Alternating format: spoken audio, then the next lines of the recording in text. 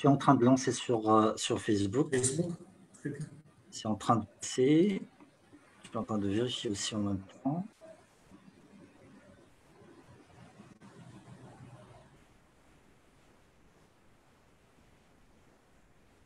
Voilà, c'est lancé.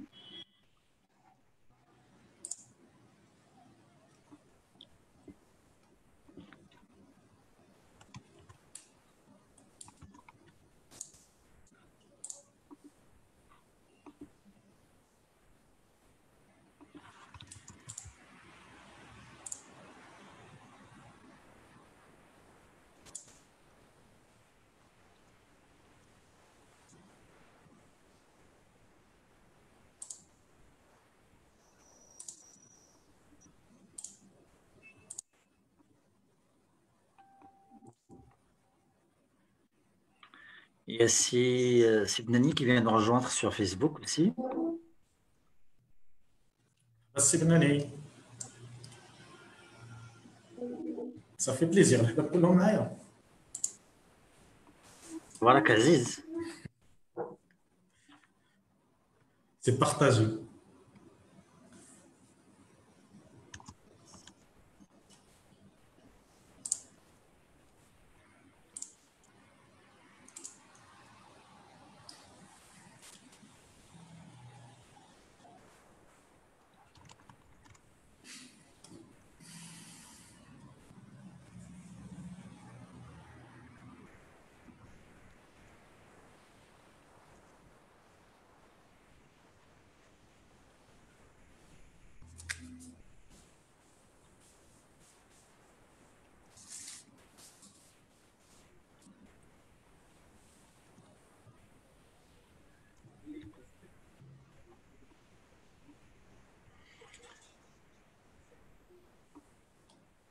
Nous sommes déjà, nous sommes déjà à 45 sur Facebook.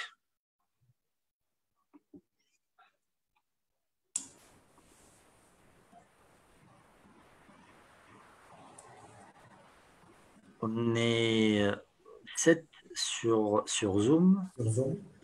Je crois qu'on va attendre un petit peu si tu es bien d'accord. Bien sûr. Pas de souci.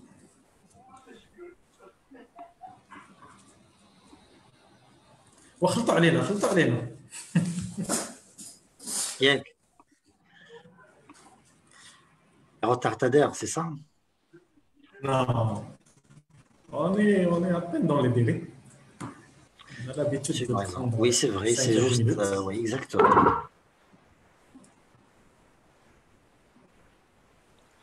Je vais peut-être ouvrir les micros des participants qui sont déjà avec nous, qui sont déjà connectés. Si jamais il y a quelqu'un qui veut nous dire bonjour.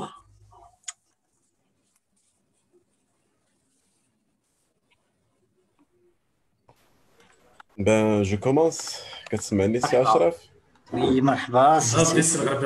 C'est Rossi, ça va كلشي مزيان؟ مسح لاباس عليك؟ Très bien, alhamdulillah, الله يبارك فيك. Je suis très heureux نكون معكم هذا النهار هذا وسيرتو مع السي أشرف. جو مي سوي دي هادي لا توزقل هادي مناسبة. Ça me fait énormément plaisir. Ah oui, moi aussi. Le plaisir est pour moi, wallah. C'est très gentil. Pour moi. Et bon courage. Merci beaucoup, cher ami. Bon courage. Merci infiniment. Merci beaucoup.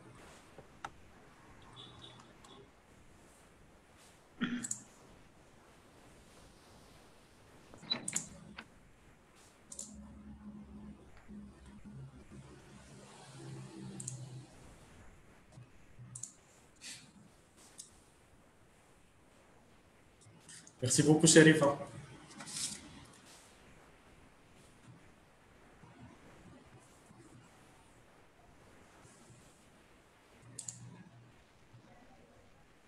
Salam, c'est Ashraf, ça fait plaisir. J'attendais ce moment depuis le début de confinement.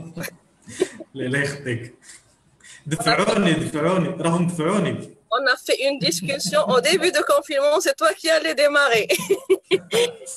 Il n'est jamais trop tard. L'essentiel, c'est de faire le premier pas. Merci beaucoup, merci beaucoup. Merci à toi, merci beaucoup, Sherifa, merci.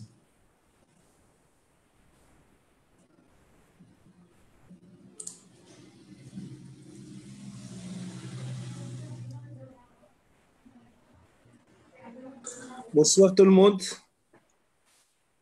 Bon courage, Cheikh Ashraf. Merci beaucoup. الله يخطيك السي دريف بارك الله فيك. السلام عليكم سي دريس صافا. اهلا سي سيف الدين صافا مولاي. الحمد لله الله يبارك فيك. نهار كبير هذا حضر معنا منور. خويا ويبينر منور. الله يحفظك. فيكم انت سي اشرف اخويا شوف بدا تجيب لنا سي اشرف انا معك صافي. شوف يكون هذا لو تريو هذا يكون هذا لو تريو هذا سي روسي سي دريس سي اشرف انا معكم. كنضحك جو وشريفه لاله شريفه ما تنساهاش حتى هي. لاله شريفه صافي. هذوك الناس هذوك بحال تقول لي زابوني صافي. حنا بغينا نشوفوا الوجوه الجديده الحبيبه. لاله شريفه راه تبارك الله فيما كندور كنلقاها تبارك الله تري اكتيف. ربي يخليك. راه جاوباتك في الميساج قالت لك وليدات ولاد سي سيف الدين. جازيك بخير سي سيف الدين. حنا on suit vos conseils, on suit l'enseignement ديالك والحمد لله راه tout le temps on est gagnant en suivant vos conseils. الله يجازيك بخير. الحمد لله. ميرسي بوكو ميرسي بوكو.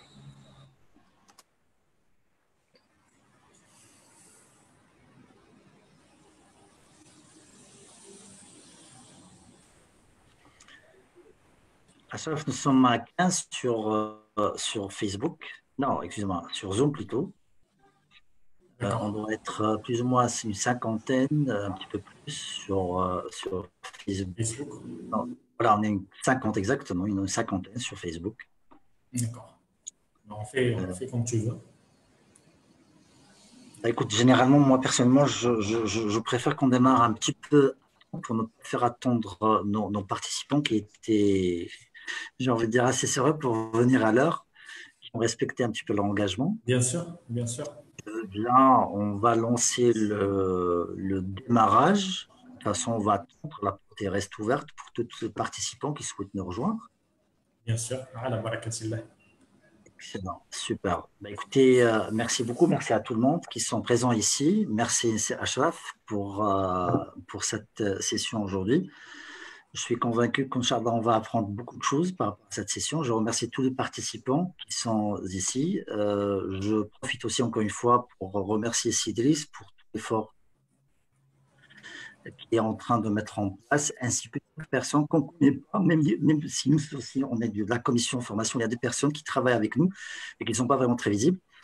Alors, sans trop tarder, aujourd'hui, on va parler, de toute façon, c'est Si Ashraf Alaoui qui va parler d'un sujet qui est assez important. Déjà, le titre, c'est très, très, très, très intéressant, très attractif, les prérequis. Les prérequis pour se réaliser et réaliser tout changement. Le changement est un constat, un constat, je veux dire, le changement, c'est la seule constante. Mais souvent, on est à côté de ce changement, à côté de ce qu'on veut réellement réaliser, obtenir de ce changement. Et Ashraf aujourd'hui va nous parler comment, quels sont les prérequis, quels sont les éléments fondamentaux à tenir en compte pour réaliser, pour avancer sur ce changement. Rapidement, comme je dis tout le temps, présenter une personne, présenter ou introduire une personne, c'est toujours réducteur. Aujourd'hui, tout ce que je vais dire par rapport à Ashraf, ces réducteurs, je vais présenter qu'une petite partie de ce que c'est Ashraf. Ashraf, il a eu un parcours d'ingénieur, il est ingénieur informaticien, avant de faire une carrière dans le secteur de l'assurance, qui reste un travail très, très, très preneur, très en contact avec les humains, avec la problématique humaine, pour s'intéresser de très près au coaching. Donc, aujourd'hui, si Ashraf il nous fait le plaisir de présenter ce sujet-là, du prérequis pour se réaliser et réaliser ce changement. Si Ashraf, merci beaucoup et le micro est à toi. Merci beaucoup, Serossi. Merci, Sidris Tref. Merci, Sissel Rabaoui, d'être là parmi nous. Alors, bonjour à toutes et à tous. Bonjour à toutes les personnes qui nous ont rejoints comme d'habitude sur Facebook. Bonjour à toutes les personnes qui nous ont rejoints aussi sur Zoom, à tous ceux qui me connaissent et tous ceux et celles qui me découvrent aujourd'hui. Et je dois avouer que je me découvre aussi aujourd'hui, et j'espère dans le bon sens. Donc, aujourd'hui, je mets de côté ma casquette de modérateur que j'ai portée tout au long de ces 2 mois de confinement à modérer les webinaires organisés par le Club des dirigeants au profit de ses membres, mais aussi qui ont été ouverts à toutes les personnes qui nous suivent sur Facebook aussi.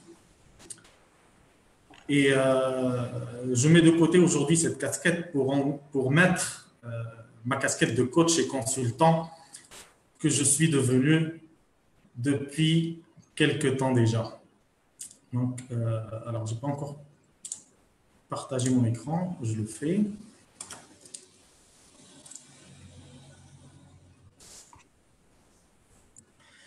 Donc, à travers tous ces webinaires que nous avons eu l'occasion de suivre, vous et moi, nous avons été exposés à des concepts, à des principes qui sont liés à plusieurs disciplines. Et vous comme moi, y avons trouvé certains concepts et principes ont attiré notre attention. Et je me suis dit qu'il serait important de faire un retour aux bases, parce que obtenir une information, c'est déjà bien, mais l'utiliser et la mettre en application, c'est autre chose.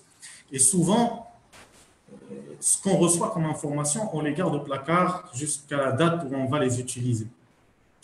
Et je me suis dit qu'il serait intéressant de faire un retour aux bases, justement, et prendre conscience de l'importance de ces prérequis que nous avons et qui vont nous aider à exploiter de façon optimale les informations reçues. Et 2 de ces prérequis, justement, ou 2 de ces facultés dont nous disposons tous et qui sont liées à un seul organe dans notre corps, dans le corps de chacun d'entre nous. Et d'ailleurs, cet organe est encore plus puissant que les meilleurs ordinateurs dotés des meilleures technologies que nous de nos jours. Et à ce qu'on dit, à lui seul, notre cerveau consomme plus de 20% de l'énergie qui est dédiée à notre corps entier. C'est ce qui explique notre état de fatigue après des travaux d'apprentissage ou d'analyse ou de synthèse. Toutefois, ce qui a attiré mon attention, c'est que cette petite masse cérébrale d'à peine 1 kg à 1,5 kg et qui ne représente pas plus de 2% de notre poids total, elle consomme à elle seule 20% de notre énergie. Et moi, ça m'a interpellé. Et je me suis dit, je vais continuer à dépenser autant d'énergie dans des tâches plutôt créatrices de mal-être et de malaise, alors que je peux exploiter cette énergie-là pour en tirer le meilleur et exécuter des tâches qui me seront de valeur ajoutée. Sauf que, ملي تزادينا اولا حتى ملي كنكبروا وكنبداو نفهموا شنو كنديروا وتنعرفوا شنو تنديروا on ne trouve jamais واحد لا نوتيس ولا مود دومبلوا de notre cerveau. حتى واحد فينا ما عمره ما لقاه حداه. Et là, j'ai commencé à m'intéresser, mais vraiment de manière soft, juste pour comprendre comment fonctionne notre cerveau. Et j'ai trouvé les choses suivantes, c'est que notre cerveau contrôle notre corps en entier, à l'exception du cœur. C'est ce qui explique un peu, pour les gens qui sont en mort cérébrale, le cœur il continue de battre. Et notre cerveau est en charge de coordonner nos mouvements, mais aussi nos pensées. Et que chaque information reçue, elle est traitée entre les 2 hémisphères, entre l'hémisphère gauche et l'hémisphère droit. L'hémisphère gauche est en charge de notre partie logique, le calcul et le langage, etc. Tandis que l'hémisphère droit, lui, est en charge de la partie émotionnelle. C'est-à-dire, il prend en charge tout ce qui est image, représentation, symbole, mais également nos sentiments. Alors, toutes ces informations qui sont traitées entre les deux hémisphères, si jamais elles viennent à générer une action précise, un signal est envoyé à la partie en charge de l'exécution. Si jamais cette information reçue ne doit générer aucune action précise, eh bien, elle est tout simplement stockée dans la partie en charge de la mémorisation. On a un constat, c'est que tout ce que nous faisons du haut de nos 30 ans, de nos 40 ans, de nos 50 ou 60 ans, reste stocké dans notre mémoire, en vue, bien évidemment, de l'utiliser un jour ou l'autre.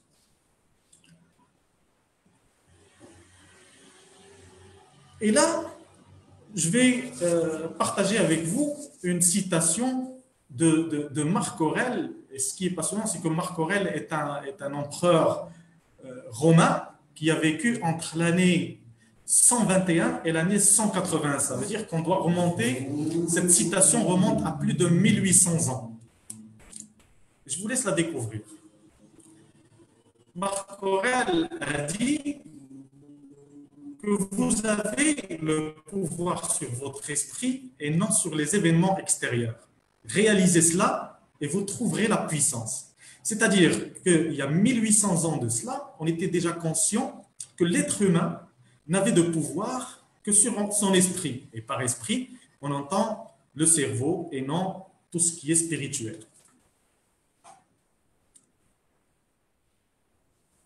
Il est donc important de connaître et d'utiliser nos facultés mentales pour en tirer le meilleur pour nous d'abord et pour les autres. Et la première faculté dont nous disposons tous et toutes n'est autre que notre faculté de penser. Et cette faculté-là nous est unique et personnelle. Personne ne peut vous connaître mieux que vous vous connaissez déjà vous-même. Vous êtes donc seul à pouvoir penser à ce qui est bon pour vous ou pas, à distinguer de ce qui vous rendrait heureux ou pas, ou ce qui vous ferait plaisir ou pas. Et du moment que notre cerveau consomme de l'énergie et que nos pensées sont liées à notre cerveau, donc nos pensées dépensent aussi de l'énergie. Il est donc propre à chacun d'entre nous de juger, d'utiliser ses pensées positivement et à grande échelle ou négativement et à petite échelle. Et là, je vous invite encore à lire la citation de James Allen. Et James Allen est un philosophe britannique du 19e siècle. Et il a dit « La pensée et l'action représentent les geôliers du destin qui l'emprisonnent ignoblement ou les anges de liberté qui libèrent noblement. » Quand j'ai dit tout à l'heure que nous avions cette faculté de juger, d'utiliser nos pensées positivement ou négativement, c'est qu'il y a un constat qui a été fait. Et c'est le suivant. كتجينا ساهله نمشيو مع لا بونسي نيجاتيف هذا دار لي ولا هذه دارت لي هذا فعل لي غندير له غادي يوقع غندير plutôt que de se projeter vers le futur alors que le futur il va nous tirer vers le haut et tous nos problèmes nous tirent vers le bas. Et c'est un constat qui a été fait quand même il y a 200 ans de cela. وهذا le constat هذا تيقول لنا باللي nous avons une deuxième faculté qui n'est autre que notre faculté de choisir. Et vous m'accorderez encore une fois que, sauf mon consentement ou mon accord, personne ne peut faire de choix à ma place. Et qu'à chaque fois que quelqu'un vient nous imposer ses choix, on se sent tout de suite mal à l'aise. Khalil Gibran, que vous connaissez tous et toutes d'ailleurs, Galena, nous choisissons nos joies et nos peines bien avant de les éprouver. Je ne sais pas si quelqu'un de l'audience souhaiterait intervenir là-dessus et nous donner sa lecture de cette citation. En tous les cas, si quelqu'un veut intervenir, ça me ferait plaisir.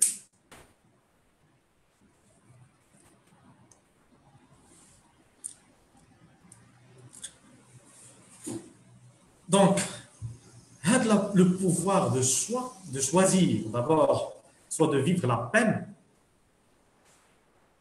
ou là, de vivre dans le bonheur. Donc, et ces deux facultés, d'ailleurs, ils nous distinguent des autres créatures sur Terre.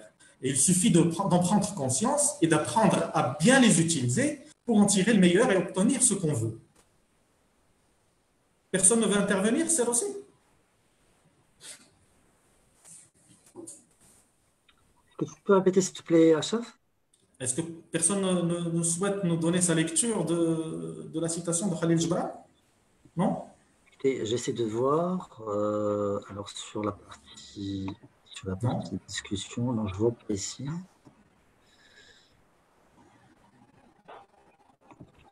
Je vais voir sur Facebook.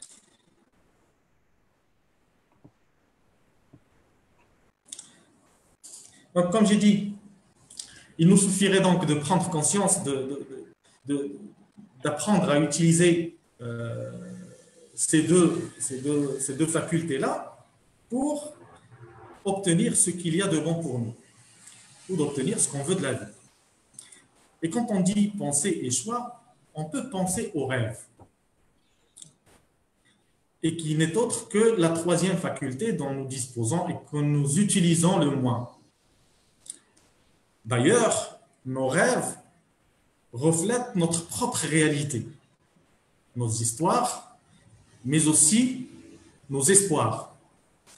À travers nos cauchemars se manifestent nos peurs, nos craintes, nos angoisses, mais aussi nos faiblesses.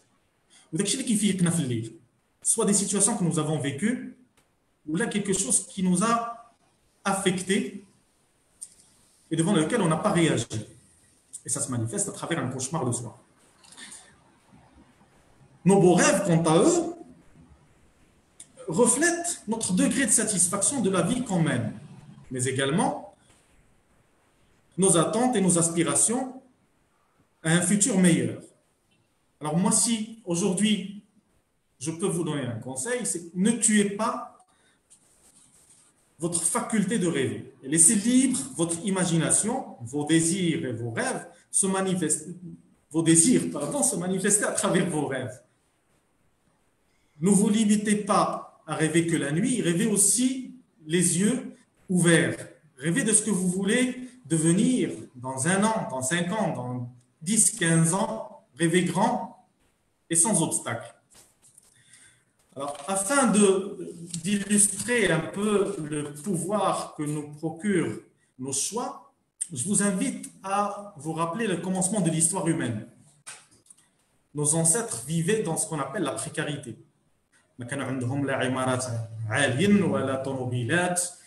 Pas de PC, pas de téléphone portable, pas d'Internet, ni même Google. Et pourtant, quelques siècles plus tard, ce à quoi on n'osait même pas s'imaginer à l'époque est devenu plus qu'une réalité, mais une nécessité. Et aujourd'hui encore, des chercheurs, des rêveurs d'ailleurs, sont en train de travailler d'arrache-pied pour apporter à l'humanité de nouvelles commodités qui amélioreront notre qualité de vie. Le rêve, c'est le commencement de tout progrès. Et les rêves d'aujourd'hui seront certainement les réalités de demain. Ceux qui ont eu l'occasion de voir iRobot de Will Smith il y a peut-être une dizaine d'années, ces robots existent déjà.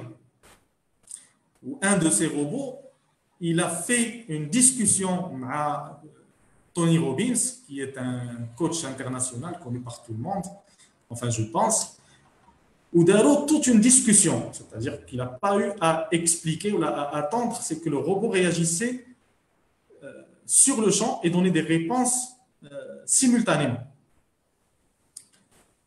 Acceptez donc aussi de vivre vos rêves aujourd'hui et faites en sorte qu'ils se réalisent un jour. Et pour ce faire, il faut vous mettre à l'œuvre dès aujourd'hui. Rappelez-vous que nous devons cette invention d'avoir la lumière à portée de main à Thomas Edison. Son intention n'a jamais été d'inventer l'ampoule, mais il a découvert son idée En expérimentant ses travaux, échec après échec, jusqu'à trouver sa nouvelle idée, il l'a adoptée et a travaillé dessus. On a fait un rêve, donc, et il a travaillé dessus jusqu'à réaliser ou inventer l'ampoule. Il aurait très bien pu laisser tomber au bout des premières tentatives. Mais il a persévéré, il a capitalisé sur ses premiers résultats pour bâtir un nouveau rêve et le concrétiser. Des histoires comme celle de Thomas Edison remplissent les livres d'histoire et ceux de développement personnel. Alors, vous pouvez vous aussi commencer à écrire votre histoire dès aujourd'hui. Ouvrez votre esprit et commencez d'abord par accepter de rêver.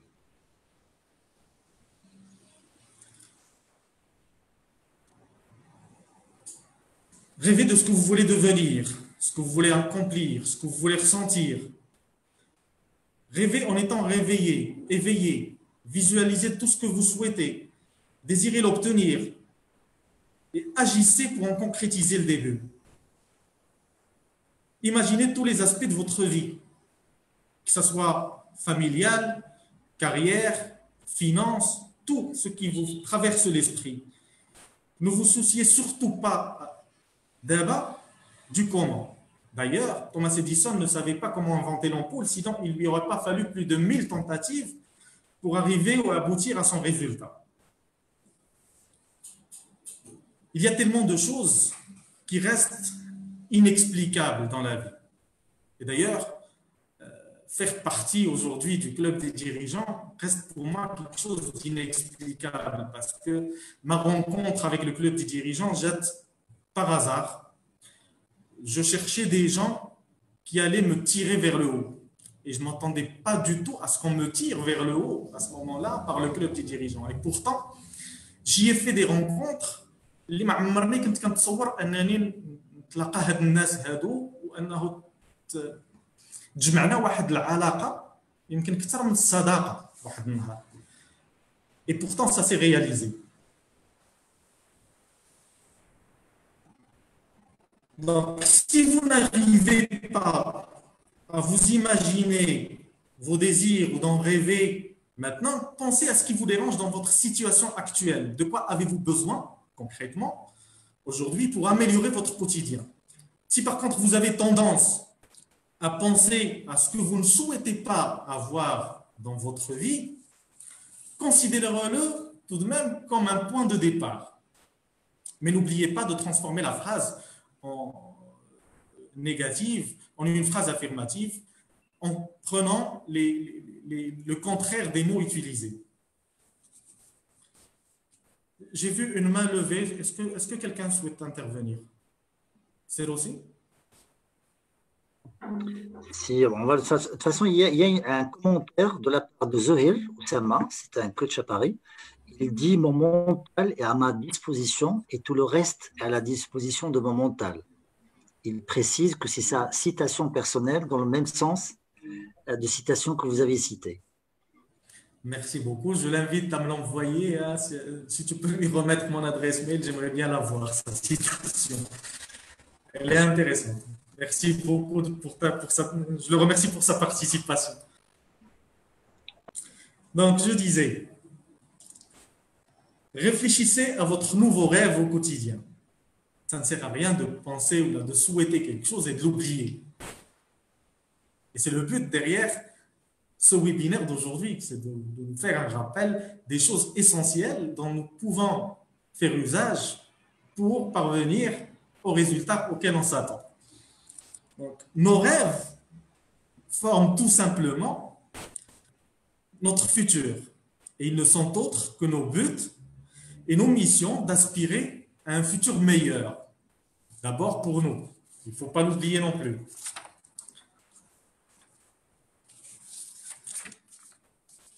Donc, en tenant compte de tous ces aspects-là, de toutes ces capacités-là, de toutes ces illustrations que nous avons étudiées ensemble, on est en mesure de nous poser la question suivante. Qu'est-ce qui a fait que pendant tout ce temps-là, on ne se fixe pas de but ou d'objectif dans la vie? Et je me suis rendu compte qu'il y avait, à mon sens, deux branches, deux familles qui étaient les causes derrière le fait qu'on ne détermine pas de but dans la vie de tout un chacun d'entre nous. Et la première n'étant autre que l'ignorance. Donc, j'aimerais d'abord m'excuser auprès de l'audience parce que je juge aussi que le mot est assez rude. Mais des fois, les choses rudes nous font prendre conscience de l'importance des choses. Et donc, la première ignorance, c'est qu'on ignore l'importance de se fixer des buts et des objectifs dans la vie. Comment? Ben, tout simplement, si nous avons vécu dans un environnement ou que parmi nos fréquentations, on ne se fixe pas d'objectifs ni des buts, on n'en discute même pas, nous avons toutes nos chances à ce que la signification du mot but se limite à son sens dans le monde du football. Mais afin d'illustrer véritablement l'importance de se fixer des buts, je vais vous raconter une histoire. Ce n'est pas vraiment une histoire, c'est le fruit d'une recherche qui a été faite sur toute une promotion de l'université d'Harvard entre l'année 1976 et l'année 1986. Et d'ailleurs, je ne pense pas que les résultats obtenus ont changé depuis. Et des chercheurs, donc, ont approché toute cette promotion de cette université après obtention de leur diplôme, après la cérémonie de remise de diplôme, et leur ont posé la question suivante. Que comptez-vous faire maintenant? Et le résultat, justement, de cette étude, de ce sondage, ont donné le résultat suivant. C'est que 3% de toute cette promotion savaient exactement ce qu'ils allaient faire tout de suite après. 13% du reste de cette promotion, avaient une idée vague de ce qu'ils allaient entreprendre par la suite. Alors que les 80% ou les 84% restantes pensaient uniquement à la façon dont ils allaient passer leurs vacances. Et c'est une chose qui m'a interpellé. Et j'ai souri exactement de la même manière que je souris maintenant devant vous. C'est que je me suis rendu compte que je faisais partie de ces 84% et je me souciais uniquement à cette époque-là de la façon dont j'allais passer mes vacances. Rien de plus. Cette histoire-là, je l'ai découverte en lisant un livre qui s'intitule Goals de Brian Tracy, les objectifs de Brian Tracy. Je fais partie des 84%. ماشي مشكل. إذا عمتها ناس. Parfait. وهذا لو بوين هذا ديال إذا عمتها ناس هو اللي كيوقفنا دائما. بالنسبة لي ma perception personnelle, c'est un frein. Mais j'ai tout de suite réalisé qu'au bout de ce chapitre, puisque le livre de Brian Tracy, à la fin de chaque chapitre, il y a des questions. Je me suis dit, c'est bien, parce qu'au bout de ce chapitre-là, je ferai partie des 13% de cette population, peut-être. Je saurai au moins ce que je voudrais faire. Et au fur et à mesure que j'avançais dans mes lectures, je me suis dit, tiens, à la fin de ce livre, je ferai partie des 3%. Je ne sais pas si vous voyez la nuance, mais en faisant une extrapolation sur la population mondiale, je dirais, je fais partie aujourd'hui des 3% des personnes qui se fixent des buts et des objectifs, qui sont sûrs de ce qu'ils entament, de ce qu'ils font. Et j'aimerais que ce soit le cas pour vous aussi. Alors cette étude-là et ce sondage-là ne s'étaient pas arrêtés là, et ça a continué. Donc 10 années après, on a repris contact avec toute cette promotion pour constater que le niveau de vie et la qualité de vie menée par les 3% de cette promotion dépassaient de plus de 15% le niveau de vie et la qualité de vie des 84% de la population restante. Et que ce niveau de vie et leur qualité de vie dépassaient de plus de 5 fois la qualité de vie et le niveau de vie mené par les 13% restants. C'est dire à quel point c'est important et ce que vous pouvez tirer du fait d'avoir des buts dans votre vie. Pardon. Le deuxième point qui est lié à l'ignorance, c'est de ne pas savoir comment, justement. Comment se fixer des buts. Et pas mal d'entre nous qui ont la fixation des buts parce qu'ils ne savent pas comment le faire. Je sais que ce n'est pas votre cas, mais du moment où on est en train de parler de ce qui nous empêche de nous fixer des buts, il est important de souligner le pourquoi. Peut-être que vous connaissez des gens qui ne savent pas comment faire et ce serait l'occasion de partager cette information avec eux plus tard. Donc, comment se fixer des buts dans la vie? Et notre vie a été gérée par des emplois du temps, depuis notre enfance jusqu'au jour où on intègre une société, on travaille. On avait des plages horaires dans lesquelles on exécutait des tâches et donc des actions pour répondre justement aux buts et aux objectifs de quelqu'un d'autre. Durant notre scolarité, on ne nous a jamais dit que c'est pour toi que tu étudies, c'est pour toi que tu vas réussir cette année, l'année prochaine, ou obtenir ton diplôme. On nous faisait suivre, l'emploi du temps en espérant, ou là implicitement, pour que nous puissions en déduire qu'il fallait continuer sa vie sur ce train-là en ayant un emploi du temps et des actions précises à effectuer pour chaque créneau horaire. Et malheureusement, la plupart d'entre nous abandonnent l'emploi du temps et n'en gardent que la carcasse. Je travaille entre 8h et midi, entre 2h et 6h, et je suis libre à partir de 18h30.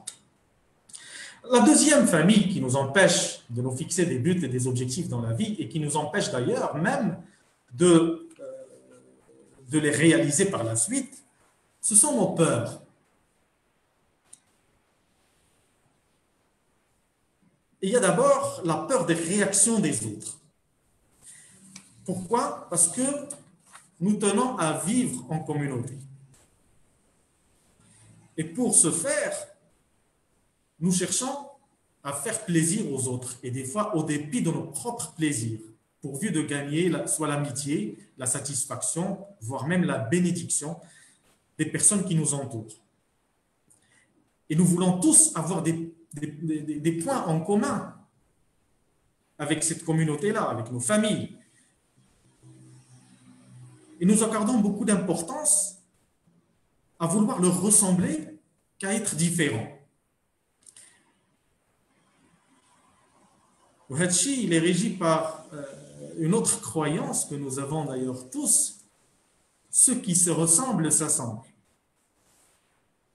Et pourquoi je parle de cela? Parce que justement, ceux qui connaissent la pyramide de Maslow, il a le besoin d'appartenance. Et justement, pour répondre à ce besoin d'appartenance, nous nous conformons aux règles et nous tenons à ressembler à toutes les personnes qui nous entourent plutôt qu'à chercher à être différents. Mais ma question pour vous aujourd'hui, parce que je me suis posé cette même question moi-même, est-ce que le fait d'être différent est une raison valable, suffisante pour se sentir isolé ou là pour se trouver éjecté de la société? En tout cas, nous savons tous que le jugement de nos semblables nous affecte énormément et il affecte nos actions et nos réactions. Et c'est pour cette raison-là qu'il vaudrait mieux peut-être garder nos buts et nos objectifs dans la discrétion. D'ailleurs, et si cela peut m'arranger, soit qu'on le fasse, gardons ça pour nous. Évitons les réactions de jalousie ou de moquerie du fait d'être différent, d'être perçu comme quelqu'un de différent. En tous les cas, jusqu'à ce qu'on commence à réaliser, parce que là, aussitôt qu'on commencera à réaliser nos buts et que les gens qui nous regardaient de travers vont constater les résultats que nous avons obtenus, au moins ils vont chercher à se rapprocher de nous.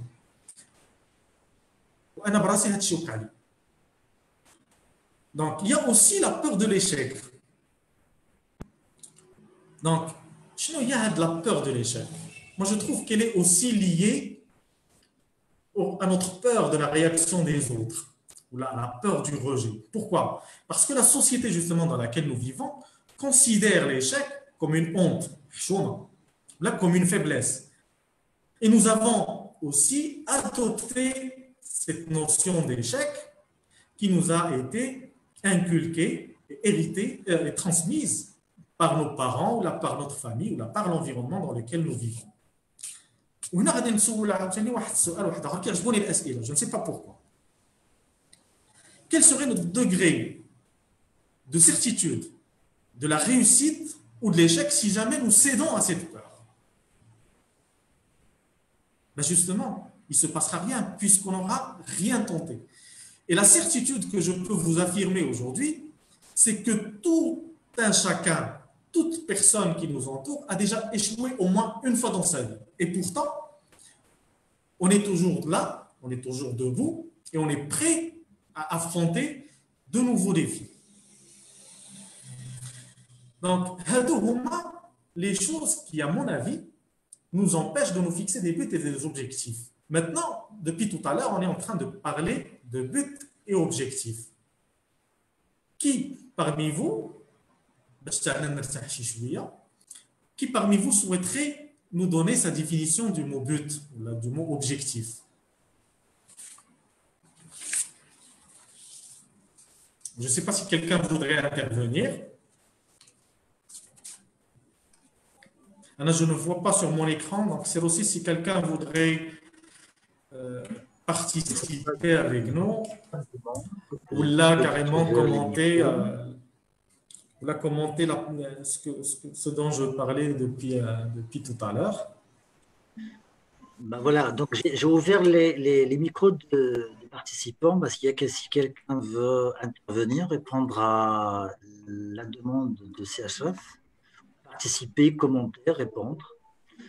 Ou si vous souhaitez simplement écrire votre commentaire, je vais le relayer. Donc la question, je rappelle la question, c'est quelle est la différence entre le but C'est quoi un but qui voudrait donner sa propre définition du but ou de l'objectif? Excellent. Jetez un coup d'œil sur Facebook pour voir les réactions des internautes. Sinon, je pourrais vous donner la mienne. Alors, de toute façon, on attend certainement, on va attendre la tienne, c'est Ashraf. Parfait. Donc, il est à distinguer, à commencer, entre un but et un objectif. Ils sont certes communément utilisés pour la même signification, mais toutefois, il existe une nuance entre les deux.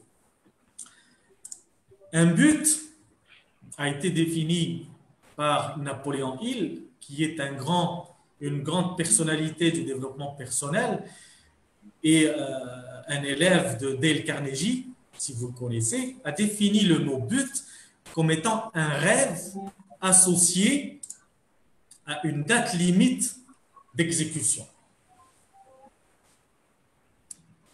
C'est donc une vision, un souhait, ou un résultat espéré à très long terme. Un objectif, quant à lui, est un résultat espéré à court ou à moyen terme en liaison avec le but ou pas. Que nous pouvons avoir des objectifs limités dans le temps et qui nous permettront de dépasser une certaine période, sans pour autant être liés au but général. Donc, un objectif est un résultat espéré à court ou à moyen terme, et c'est un ensemble d'actions précises et aussi limitées dans le temps, menant à la réalisation de l'objectif. Un but peut donc être défini comme suit. C'est un ensemble de déclarations issues d'une ou de plusieurs idées réalisables dans une durée limitée et qui vont se décliner en un but à atteindre. Donc, qu'il soit but ou qu'il soit objectif, il y a une notion de désir derrière. Et l'envie de réaliser nos rêves stimulera notre esprit et motivera nos actions. On ne peut pas d'ailleurs vivre sans but ni objectif dans la vie. Je ne sais pas si vous est déjà arrivé de prendre le volant de votre voiture et de rouler sans connaître votre destination. Vous m'accorderez que vous arrêterez soit quand vous serez totalement épuisé, soit quand votre véhicule sera à court de carburant. Et dans la vie, c'est pareil. Et afin d'éviter justement de tomber à bout de force, il vaudrait mieux se fixer une destination finale qui nous aidera à avancer avec enthousiasme et à des pas rassurés.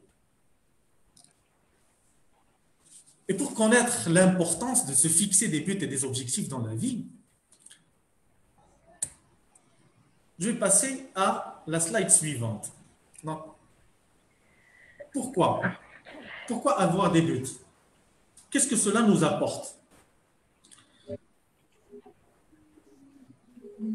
Eh bien, tout simplement, le fait d'avoir du vide ou la monotonie dans la vie, ce sont les deux principales causes de la dépression.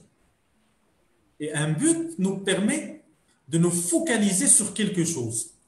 Et donc, un but nous aide à développer le focus ou la concentration d'Yana. Et cette concentration, justement, sur quelque chose, quand on se concentre sur quelque chose, eh bien, tout simplement, on avance. Donc, notre focus et d'avoir des buts dans la vie nous aide à avancer. Le fait d'avancer en étant concentré, cela stimule notre cerveau, ou notre esprit. Et le fait, justement, encore une fois, d'avoir un esprit stimulé et d'avancer sur la chose sur laquelle nous sommes concentrés, ben cela alimentera notre énergie positive. Et de ce fait, je vais améliorer mon organisation en pensant aux directions que je vais prendre, que je vais entreprendre pour arriver le plus rapidement possible à mon but. Et donc, j'augmente ma productivité. Et qu'en augmentant sa productivité, en étant organisé, étant dans un mode positif, avec un esprit qui relie, eh bien, on développe un esprit d'initiative. Et qu'en développant cet esprit d'initiative, on est prêt à prendre de nouveaux risques parce qu'on a acquis suffisamment en confiance en nous. On est productif, on est organisé, on est positif, on est plein d'énergie. Et donc, cela nous amène à prendre donc des risques et donc de faire des choix et d'assumer nos décisions. Et qu'en assumant des décisions, nous devenons des personnes responsables. Et nous voulons tous devenir des personnes responsables. D'ailleurs, ceux qui sont aujourd'hui dans le monde professionnel, on travaille dur, justement, pour prendre un poste de responsabilité. Ce poste de responsabilité n'est autre qu'une façon de devenir et de se sentir responsable. Donc, voilà pourquoi. Maintenant que nous sommes conscients de l'importance de se fixer des buts et des objectifs dans la vie, voyons comment on va le faire. Et je vais vous exposer deux méthodes. Alors, ces deux méthodes-là sont complémentaires. La méthode n'est autre que la méthode backwards. Et cette méthode backwards nous permet de clarifier nos désirs et d'identifier nos besoins. Et le principe est de partir d'un but ou d'un rêve, et pour le clarifier, on va pouvoir se poser une seule question. Et là, j'invite vivement quelqu'un à participer avec moi sur cette partie-là pour prendre un exemple concret. Qu'est-ce que je peux faire pour atteindre mon objectif ou là mon but? Est-ce que quelqu'un souhaiterait participer? Malheureusement, je n'ai pas la liste des participants devant moi, sinon j'aurais fait comme dans tous les séminaires que je modère, je peux piquer un nom au pif. Écoute, il y a Nza, il y a Madame Nza Hafti qui lève la main. Bien sûr. Madame, vous avez la parole. Oui, bonjour, monsieur Bonjour, Ashraf. madame. Bonjour, Lalla Nza. Merci beaucoup, Lalla Nza. Merci beaucoup, Lalla Nza. Alors, j'avais juste quitté pendant 5 minutes et là, je reviens parce que j'aimerais participer avec vous. Donc, à votre service, la question. Barakallahu fik. Alors, est-ce que vous voudriez bien prendre un de vos buts, un de vos rêves que vous souhaiteriez qu'on éclaircisse, là qu'on prenne comme exemple d'abord. J'ai déjà un exemple écrit, mais je souhaiterais prendre un exemple concret. D'accord. Alors, je vous donne Prenez quelque chose que vous souhaiteriez réaliser un jour. un rêve que je souhaite. Un but, un rêve que vous voulez réaliser. D'accord. Le but étant de clarifier les étapes à suivre. Et je vais seulement vous poser une seule question, qui est la question écrite, qui est la question qui est devant vous. Qu'est-ce que je peux faire aujourd'hui pour atteindre mon objectif ou mon but? D'accord. Je vais vous dire un but et bien sûr, si vous êtes d'accord, sinon je le change parce que j'ai un but qui me prend à cœur. Si vous l'acceptez. Allez-y, madame. Alors, mon but ou mon rêve, c'est d'accéder à plus de conscience en moi pour être plus consciente de ce que je suis réellement. Pas de mon apparence, pas de ma personnalité, mais d'autres choses en moi plus profondes. Est-ce que ça vous va, ce but et ce rêve? Alors, moi, je vous rends la réponse. Le but derrière cette question, c'est que vous parvenez rapidement à trouver une réponse. Donc, qu'est-ce que vous pouvez faire aujourd'hui? Si vous avez la réponse, moi ça ne me dérange pas du tout. D'accord. Que pouvez-vous faire aujourd'hui pour accéder à plus de conscience de vous-même? De quoi avez-vous besoin? La première des choses, c'est beaucoup de pratique. C'est-à-dire mettre de côté tout ce qui est théorique. C'est bien de l'avoir, c'est bien d'avoir l'information, c'est bien d'avoir les connaissances. Qu'entendez-vous par le côté pratique? Est-ce que vous pouvez être plus clair?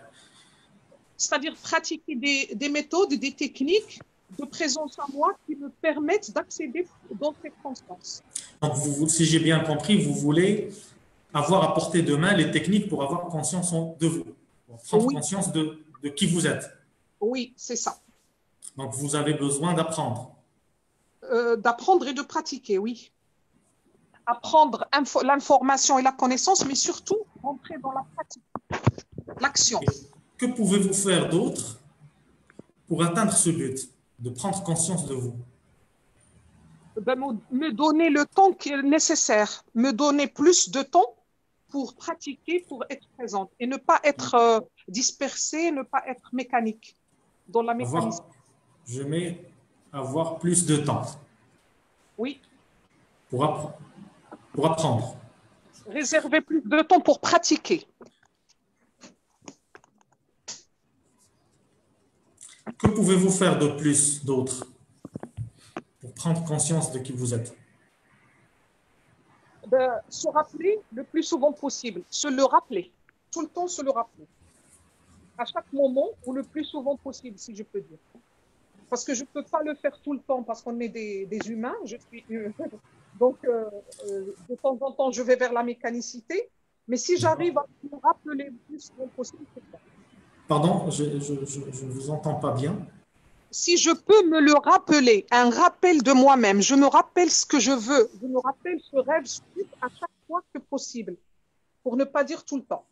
D'accord. Et que pouvez-vous faire pour vous en rappeler? Être consciente à moi-même. Donc, vous voyez, le but derrière, c'est de continuer ce set de questionnement en descendant. D'accord? Donc, la méthode Backward, c'est la méthode à l'envers, si vous voulez. Donc, on part du but principal et on descend à chaque fois. Et à chaque fois qu'on descend, c'est un objectif qu'on se fixe. D'accord. D'accord? Donc là, nous avons déjà 3 objectifs que vous pouvez clarifier encore davantage grâce à cette méthode-là. D'accord. D'accord? Est-ce qu'il y a quelqu'un d'autre, Serosé? Ou là, on avance, je ne sais pas. Alors, on est. C'est à toi de voir. On a une demande aussi de Mohamed Ouest. Je ne sais pas si tu veux la prendre. Je ne sais pas, est-ce qu'on a encore le temps? Il est, il est 5h moins 5. C'est pas de moins 5. Parce que moi, j'ai encore une slide qui va me prendre quelques minutes. Donc on laisse Si Mohamed pour la phase suivante. De toute façon, voilà.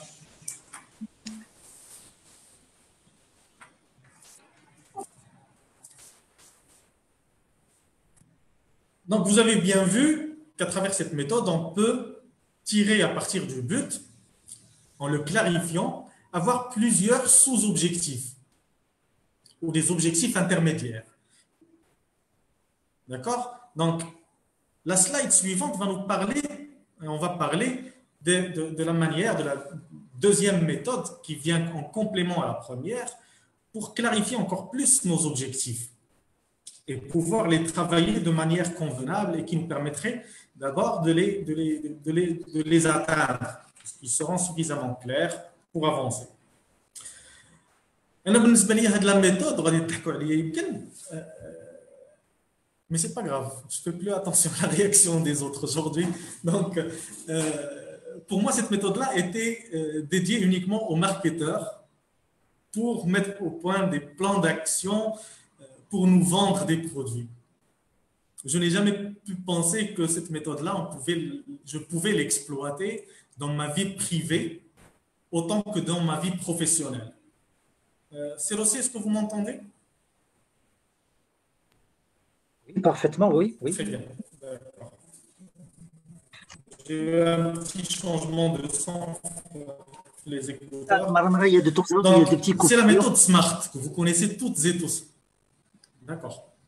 Alors, très bien. De toute façon, je n'ai pas encore commencé à parler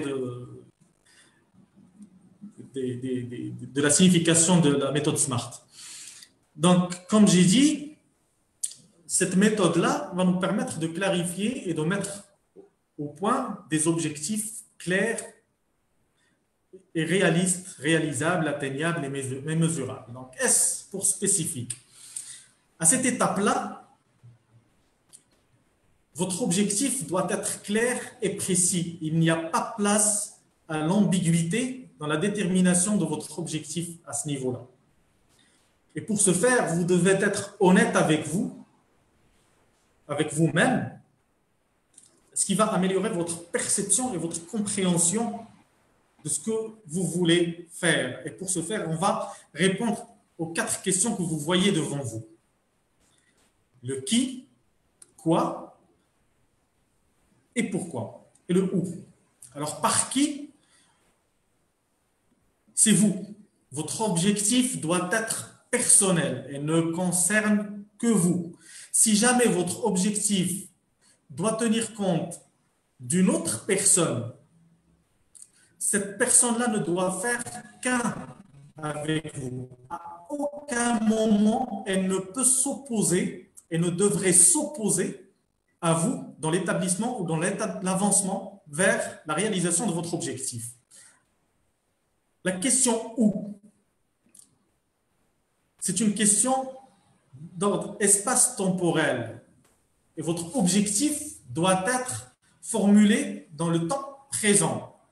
Pas de futur, pas de parfait, de plus que parfait. C'est-à-dire que votre objectif doit d'abord commencer par un jeu. Et le verbe qui va suivre le pronom « je » doit être dans le temps présent. Je veux faire ou je fais carrément. Il y a des études qui sont publiées dans les livres de développement personnel ou de neurosciences et qui nous disent que le fait de parler de votre objectif dans le temps présent comme si vous le réalisiez déjà, votre esprit, vu qu'il ne distingue pas entre le réel et l'imaginaire, considère comme si c'était déjà un fait réel et que vous êtes déjà dans la réalisation de votre objectif. Alors le quoi, dans la détermination du quoi, c'est ce vers quoi vous voulez aboutir. Et là encore, vous devez être le plus clair possible. Nous venons de voir, par exemple, l'exemple de Madame Zaha, et il y a des significations, il y a des mots qui ne sont pas clairs, qui restent peut-être confus. Ils sont clairs pour elle, dans sa conception de la chose, mais ils doivent être suffisamment clarifiés de manière à ce qu'il n'y ait plus sujet d'interprétation. Voilà. La quatrième question à laquelle on doit répondre à cette étape-là, c'est le pourquoi. Et le pourquoi n'est rien d'autre que les raisons. Il faut établir les raisons pour lesquelles on veut justement atteindre cet objectif. Car sans les raisons, on ne va pas être motivé pour avancer. Surtout qu'il s'agit d'objectifs qui nous concernent, nous. Il n'y a pas quelqu'un d'autre qui va venir nous faire la pression pour avancer. On n'est pas dans le monde professionnel. On est par rapport à soi. Qu'on soit dans son entreprise, par rapport au poste qu'on occupe, c'est un objectif qui nous est propre. Et donc, personne ne va venir nous mettre la pression. Bien que, dans tous les exercices de coaching qu'on fait, on demande aux personnes de trouver des ressources externes qui ne sont autres que des membres de la famille qui sont susceptibles de leur apporter de l'appui et de les accompagner dans leur voyage vers l'atteinte de leurs objectifs. Le M correspond à mesurable. Et ce qui se mesure se consomme ou s'atteint. Et donc, il est impératif d'avoir une notion de quantification qui va nous permettre de mesurer l'accomplissement ou l'avancement. Le A correspond à atteignable. Et là, on parle des compétences et des ressources. Et c'est justement ce qui m'a, moi, et quand j'en ai parlé aux autres membres de la commission, quand j'ai dit que voilà ce que je veux faire, c'est là que j'ai pris la décision de faire ce webinaire-là. Parce que tout ce que nous avons reçu aujourd'hui, ce sont des compétences et qu'il va falloir mettre en application. Et ce n'est qu'à travers la fixation d'objectifs, là, maintenant, tout de suite, tant que ces informations et ces compétences sont fraîches, qu'on va pouvoir en tirer le meilleur. Et donc, ces compétences-là ne sont que les ressources nécessaires à l'action.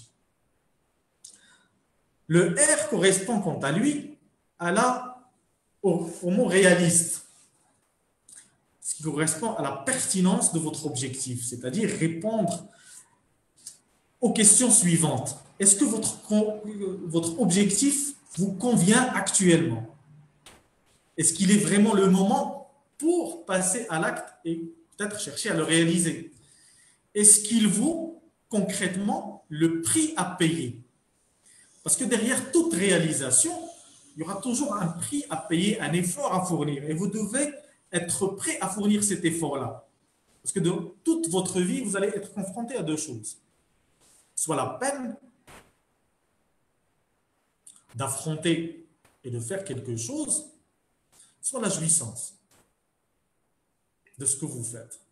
Et vous devez absolument et impérativement éprouver du plaisir dans ce que vous faites pour être suffisamment motivé et tiré vers la réalisation de ce que vous voulez. Et en dernier lieu, c'est le T. En anglais, c'est time-bound, temporel. Ou had, la notion de temps, yes, c'est elle qui va venir nous mettre un peu la pression pour avancer, pour faire un petit quelque chose, pour nous rapprocher de notre objectif ou de sa réalisation. Et je dois attirer votre attention qu'il n'y a pas d'objectif irréaliste, mais seulement des délais irréalistes. Les délais, l'espace-temps que vous allez vous accorder pour réaliser votre objectif, il faudrait que vous restiez souple avec vous-même. Si vous voyez qu'au bout de la date limite ou la date que vous êtes fixée pour réaliser votre objectif, vous êtes encore loin, accordez-vous la souplesse d'élargir l'espace-temps et de vous accorder quelques semaines, quelques jours de plus, le temps qu'il vous faut en tous les cas, pour réaliser. Mais le plus essentiel, c'est de continuer d'avancer, de résister à toutes les tendances qui vont peut-être vous garder ou vous empêcher d'avancer, et d'avancer avec des pas rassurés jusqu'à la réalisation de votre objectif. Et pour illustrer d'ailleurs la partie Hadi, je vais vous raconter une histoire que j'ai écoutée l'un des séminaires de Jim Rohn. Pour ceux qui connaissent Jim Rohn, c'est aussi un spécialiste du développement personnel qui a raconté l'histoire d'un paysan. L'histoire, je l'avais racontée la première visite du club des dirigeants la région de Fas Meknès où je suis installé depuis une dizaine d'années déjà. Donc, l'histoire, c'est l'histoire d'un paysan qui est ambitieux et qui avait une parcelle de terrain et qui voulait exploiter et en tirer profit. Donc, comme nous tous, on cherche à être doté des meilleurs outils qui existent. Et lui, il a cherché à s'approprier, à s'acheter la meilleure semence ou les meilleures graines qui existaient.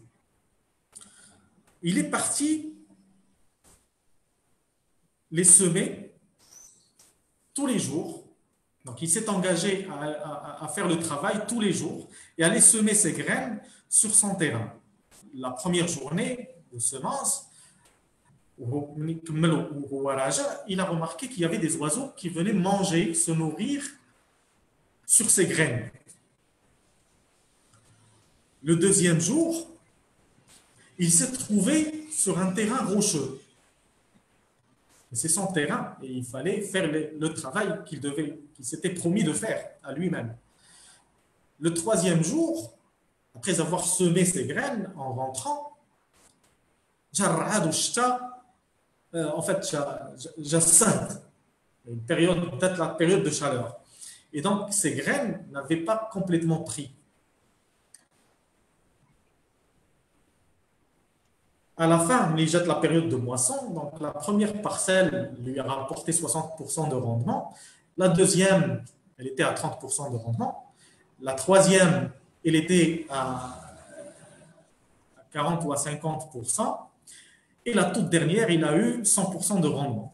Le sol était fertile et il n'y a pas eu d'événement qui sortait de son contrôle.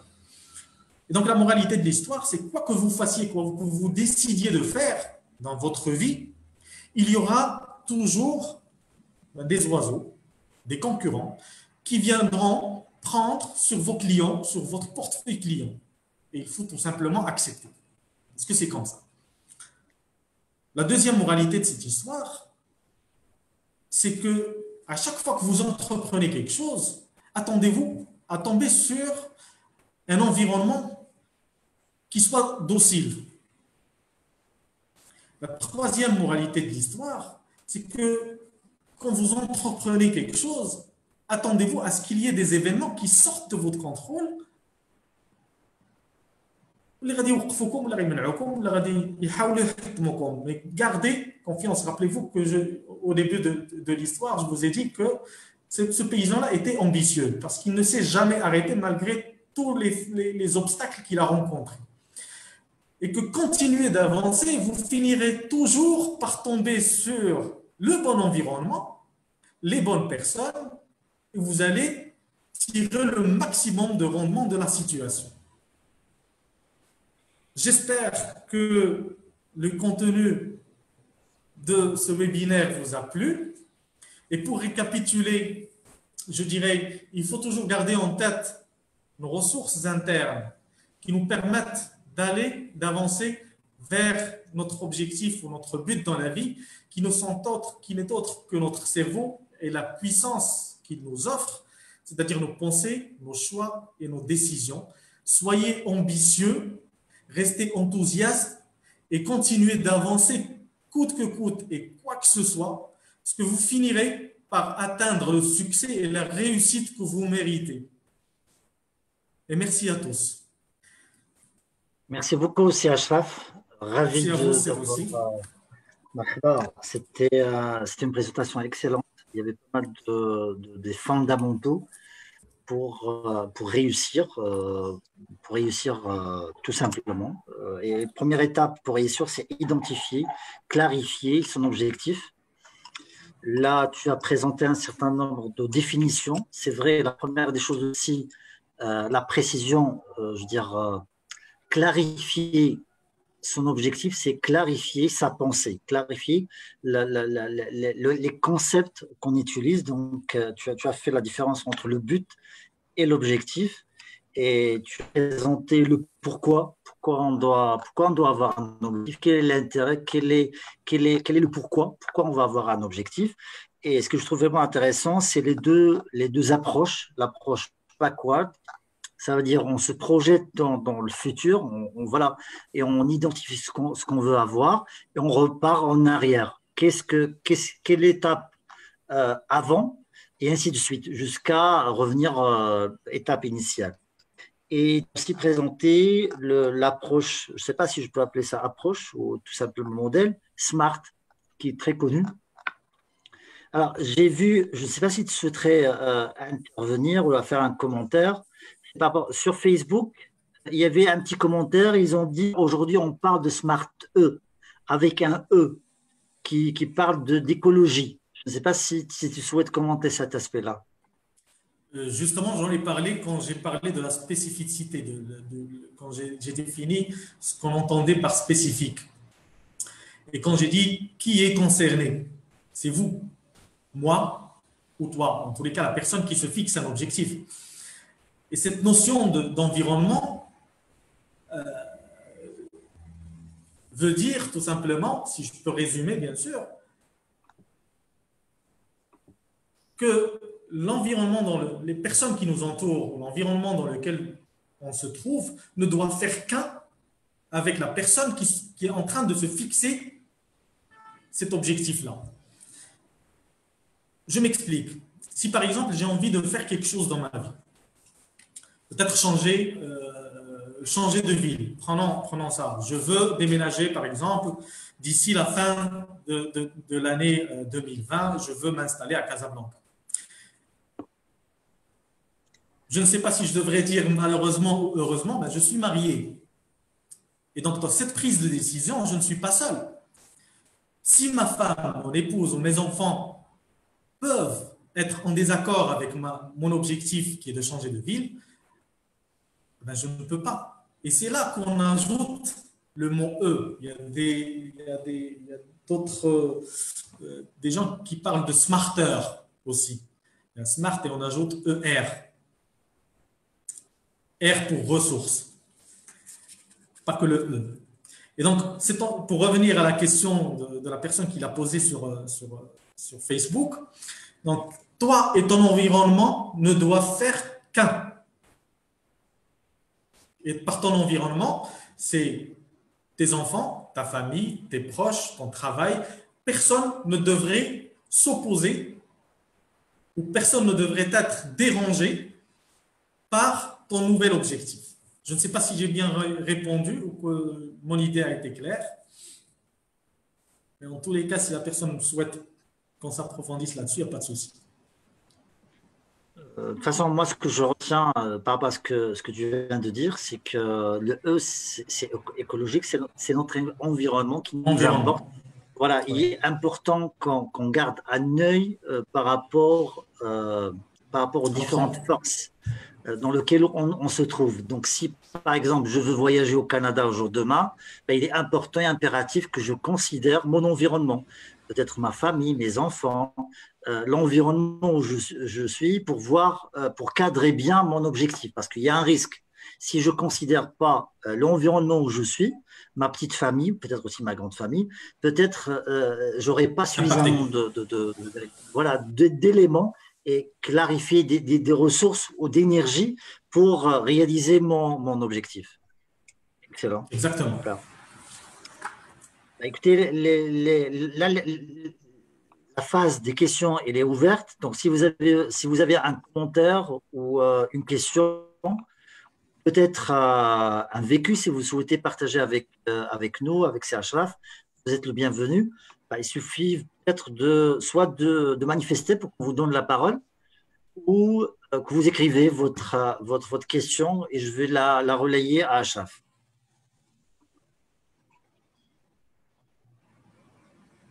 Je viens de voir le commentaire de Zohir.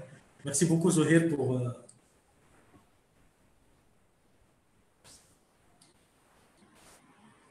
ta citation. il y a une réaction de Madame Fatema Zahra, que je salue d'ici. Fatema Zahra, c'est les coachs sur Casa. Alors, il dit qu'il n'est pas tout à fait d'accord avec. Je dois m'adapter. Non, alors qu'est-ce qu'il dit là? Je ne suis pas tout à fait d'accord. Moi et mon environnement. Ça, c'est parti. De toute façon, ce que j'ai retenu que il n'est pas d'accord qu'on soit un avec son environnement, mais elle dit qu'on doit s'adapter. Je dois m'adapter à mon environnement avec un nouveau comportement. Donc, c'est comme ça qu'elle précise. C'est tout à fait ça, c'est tout le but derrière. Peut-être que je me suis mal exprimé, mais tout ce qui doit se passer autour de vous doit venir de vous. Vous n'allez pas adapter l'environnement à vous. C'est vous qui devez vous adapter. Donc, à un certain moment, il va falloir faire des choix. Absolument. Merci beaucoup, Fatem Zahra.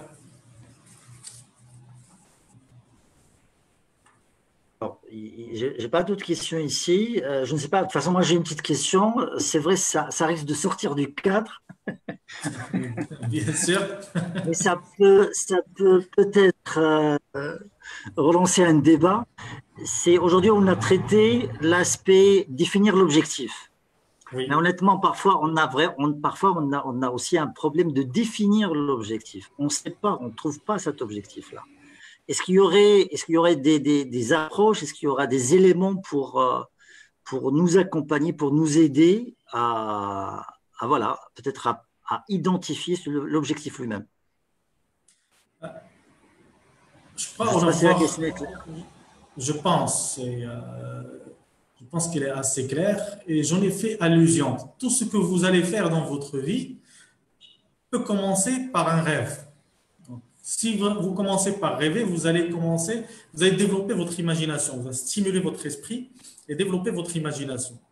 Et que dans ce sens-là, vous allez désirer obtenir, faire des choses dans votre vie. Et c'est pour ça que j'ai dit commencer par en rêver, rêver de ce que vous voulez devenir, de ce que vous voulez faire de votre vie. Et à partir de là, vous allez commencer à avoir des objectifs, vous fixez des objectifs. Ce que vous voulez accomplir deviendra donc votre but. Et si on applique à ce but la première méthode, la méthode Backworth, pour le clarifier, nous allons tomber sur un certain lot de sous-objectifs ou d'objectifs intermédiaires. Bien sûr que le travail ne s'arrête pas à la fixation, mais il faut faire quelque chose pour avancer, pour concrétiser ces objectifs-là. Ça, on n'en a pas parlé, on n'a pas eu le temps d'en parler. Et pour réaliser ces objectifs, je crois, est-ce que je réponds d'abord à ta question de la définition des objectifs? Les seules méthodes efficaces et qui ont fait leur preuve pour déterminer des objectifs, c'est le besoin. C'est à travers nos besoins qu'on peut se fixer des objectifs. C'est les idées qui vont nous venir en tête pour répondre à un besoin qui deviendront votre objectif, à court, à moyen ou à long terme. Est-ce que ça répond à ta question, Cyrus? Oui, absolument, c'est ça, absolument. Sauf que le travail, il ne s'arrête pas là. On ne s'arrête pas à la fixation d'objectifs. Il faut d'abord que ça réponde aux critères dont nous avons parlé de la méthode SMART, afin de nous aider et à nous motiver suffisamment pour faire le premier pas. Mais en faisant le premier pas, il y a d'autres éléments que nous devons impérativement explorer. Et pour explorer ces éléments-là, je pourrais en citer quelques-uns, il faut faire le point sur où nous sommes, où nous nous trouvons aujourd'hui par rapport à ces besoins que nous voulons combler, ou aux objectifs que nous voulons réaliser, et qui nous sommes. Parce que nous ne sommes pas que les compétences que nous avons. Nous sommes des personnes.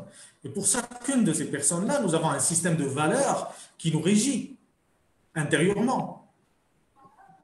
C'est des règles. Et nous avons aussi des croyances. Et dans les croyances, il y a celles qui nous poussent à avancer et qui sont appelées croyances positives, et il y a celles qui nous limitent. Il y a les compétences, celles que nous avons déjà et celles que nous aurons besoin pour avancer aussi. Donc, le travail ne doit pas s'arrêter à la fixation des objectifs, mais d'aller au-delà de la fixation et d'avancer vers la réalisation. Et ça, c'est un autre travail qui va peut-être nécessiter 2 ou 3 heures de webinaire, peut-être à planifier ultérieurement. Inch'Allah, oui, pourquoi pas. Il y a Ça aussi une dépend en question, tous les cas du succès qu'aura eu ce webinaire. Inch'Allah. Il y a aussi une question de Facebook. Il dit, un objectif immatériel a-t-il une méthode différente qu'un objectif matériel? On entend d'abord par un objectif immatériel, ça veut dire que c'est un objectif basé sur un ressenti, un sentiment. Oui, c'est comme ça que je l'ai retenu, oui. Peut-être En tous les matériel, cas, ça veut dire obtenir quelque chose. Par exemple, je veux avoir une voiture, je veux acheter une ça c'est voiture. matériel. Ça, c'est Immatériel, matériel. si c'est basé Voilà. sur un ressenti, je voudrais être heureux, ben, autant nous avons la méthode Backwards. Qu'est-ce qu'il me faut? Qu'est-ce que je pourrais faire pour être heureux? Et là, nous allons peut-être partir sur des choses plus matérielles. Tester la méthode, tester la méthode Backwards, tester la méthode à l'envers. Elle est aussi appelée la méthode chapeau. Donc, posez-vous cette question et répondez à la question. Et faites-le 3, 4, 5 fois. Posez-vous la même question à chaque fois. Et vous allez trouver d'autres objectifs qui vont justement se réunir et répondre à votre désir que vous avez appelé objectif immatériel.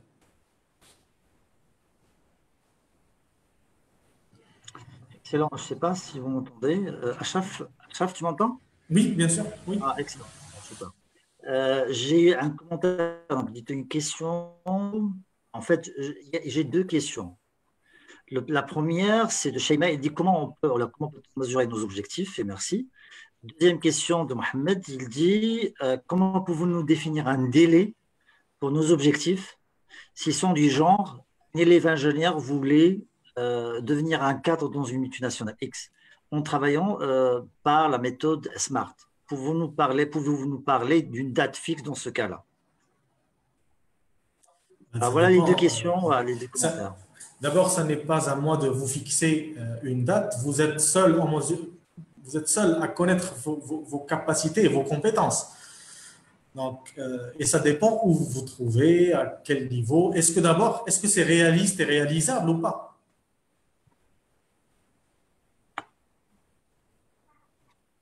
Et le fait de se faire recruter ne dépend pas de vous. Donc, il n'est pas personnel. Ça ne dépend pas de vous. Celui qui pourrait vous accepter, vous embaucher ou pas, c'est le recruteur. Ce n'est pas vous. Vous ne pouvez pas lui imposer la réalisation de cet objectif-là. Et là, peut-être que ça nous renvoie au fait de parler écologie. Est-ce qu'il est écologique ou pas? Parce que justement, le recruteur ne rentre pas dans ce segment-là. Il ne fait pas partie de votre écologie.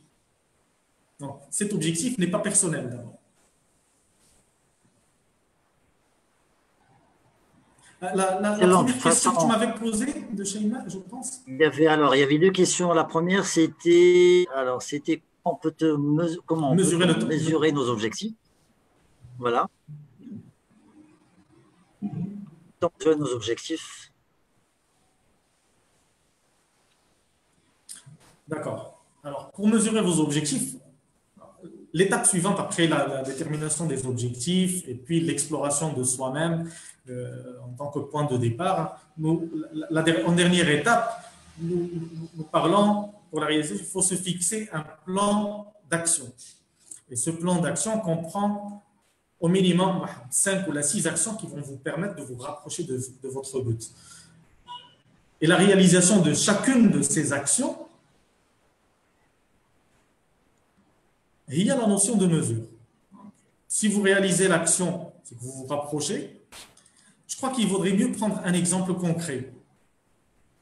Je veux me payer une Mercedes, je veux m'acheter une Mercedes, par exemple. Et pour commencer, il faut, prenons les actions pour le faire. Je dois donc me rendre au salon de voiture pour faire mon choix. Je dois savoir si je dispose de la somme nécessaire ou pas. D'accord? Donc, je dois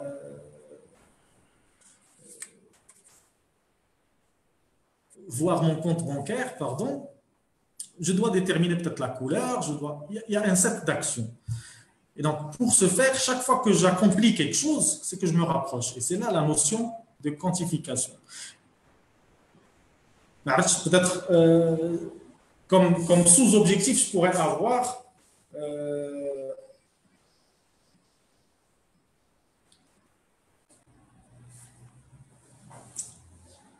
disons économiser par exemple 1000 dirhams par mois ou 2000 dirhams par mois sur 4 ans pour me payer la voiture. Tant que je le fais, si au bout d'une année, en capitalisant les 1000 dirhams par mois, j'aurai 12 000 dirhams, je me rapproche et donc c'est une mesure.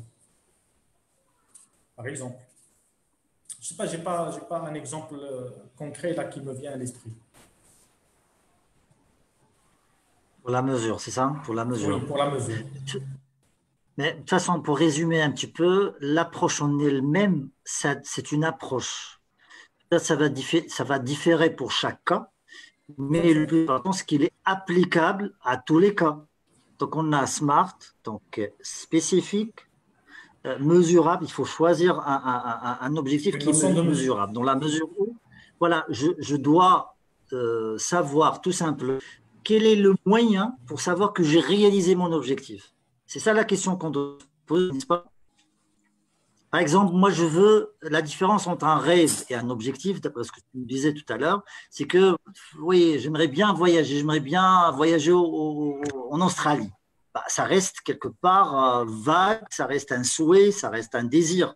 Si aujourd'hui je dis, écoute, je veux voyager en Australie je veux dire, d'ici 6 mois, ça veut dire d'ici décembre, par exemple, 2020, voilà, j'ai identifié la mesure peut-être. Est-ce que ça pourrait répondre à la question, c'est Achraf? Oui. Oui. C'est vrai la question de mesure parce que c'est un petit peu délicat parce que ça va dépendre de chaque objectif, de chaque cas. Exactement. Ça reste relatif à l'objectif lui-même. Peut-être qu'en partageant avec nous son propre objectif, on va pouvoir lui répondre si son objectif contient une notion de mesure ou pas. Excellent. Il y a deux autres questions. Il y a là un commentaire de la part de... Alors, qu'est-ce qu'il dit? Ça sur question-réponse. Merci bien, chez Achraf et les clubs de dirigeants. Monsieur Achraf, la définition des objectifs réalisables, dont la définition prend en considération les moyens sur entre les mains. Oui, voilà. Donc, est-ce que la définition des objectifs réalisables doit prendre en considération les moyens qui sont à nos dispositions? Les moyens qui sont à notre disposition ne sont autres que les ressources dont nous disposons. Et ces ressources, elles peuvent être internes ou externes. Externes, il peut s'agir de personnes qui vont nous soutenir ou nous aider à avancer. Et internes, ce sont les compétences et les moyens matériaux dont nous disposons. Alors, généralement, dans l'élaboration de l'objectif, avec la méthode SMART, on ne parle pas de... Mais si, on en parle atteignable, c'est-à-dire qu'on dispose des ressources et des compétences. D'accord? Et c'est pour ça que j'ai dit tout à l'heure que dans la méthode Smarter, on parle écologie et on parle ressources. On l'intègre explicitement. Donc oui. Et en tous les cas, si ça ne figure pas sur la méthode SMART, il faut en avoir. Il faut faire le bilan des ressources dont nous disposons aussi.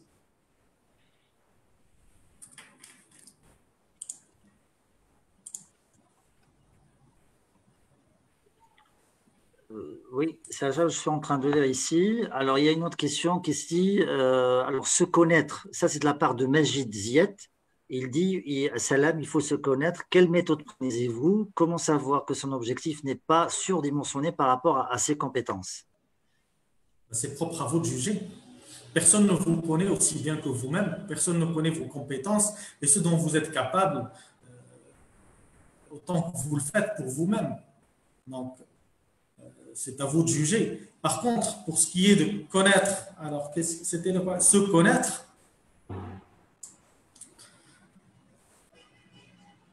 je crois qu'il y a d'autres disciplines autres que le coaching où il y a peut-être des méthodes. Il y a se connaître, d'abord connaître ses compétences, il y a des bilans de compétences qui se font. Et puis se connaître, si vous voulez le faire par vous-même, soyez attentif par rapport à vos actions et à vos réactions. Il y a en tous les cas, vous avez un système de valeurs qui vous régit intérieurement. Et ce système de valeurs n'est rien d'autre que les règles que vous avez acquis tout au long de votre vie, qui vous ont peut-être été inculquées par la société à travers laquelle vous avez vécu, ou que vous avez pu modifier à travers votre parcours personnel ou professionnel. Par exemple, je dirais, pour connaître ses valeurs, par exemple, si vous êtes quelqu'un d'honnête ou pas, si vous êtes quelqu'un d'ambitieux ou pas, si vous êtes quelqu'un de responsable ou pas, toutes les notions qui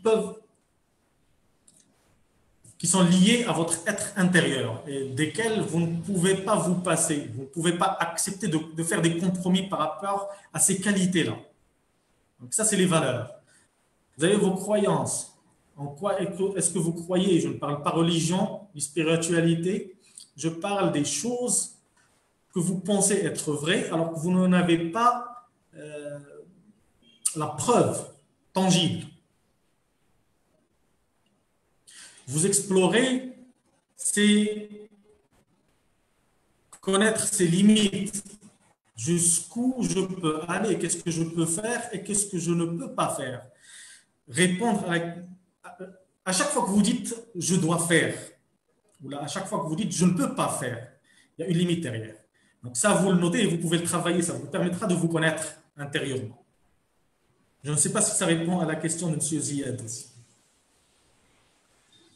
Oui, certainement, il y a des éléments de réponse là-dessus.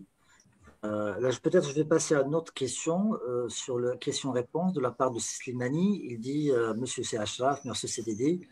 Et est-ce qu'au cours de la réalisation des objectifs fixés, est-ce qu'on peut faire sortir d'autres unités lors de la réalisation pour la réalisation d'autres objectifs non identifiés auparavant? Qu'en est-il de la révision des objectifs?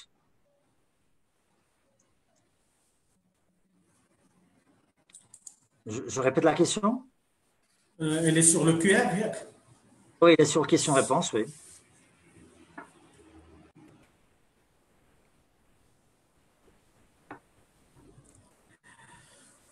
Si j'ai bien compris la question de M. Slimani, c'est est-ce qu'au cours de la réalisation de mon objectif, je peux me trouver face à un autre objectif que je souhaiterais réaliser? Bien sûr. Et cet objectif-là peut être lié au premier objectif, c'est-à-dire qu'on parle déjà d'un objectif intermédiaire qui va me permettre d'atteindre mon premier objectif. Prenons par exemple, le fait de vouloir trouver un travail quelque part et je n'ai pas la compétence pour. Donc, j'ai mon CV, je sais que j'ai un bon CV, je me rends chez le recruteur, mais je me rends compte que pour les besoins du poste, il y a une compétence qui me manque. Alors, mon deuxième objectif devient